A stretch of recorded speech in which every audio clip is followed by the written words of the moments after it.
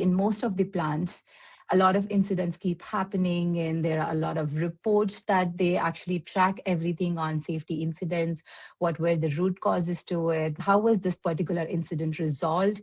All of this would be stored somewhere.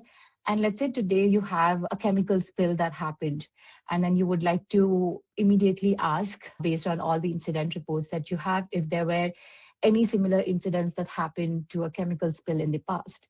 So based on what you're asking, it will actually come back with, okay, there were 2 reports that spoke about a chemical spill, and these were all those reports. And it will actually, if you click on those reports, you can see what was the root cause to it and what were the corrective actions taken to it.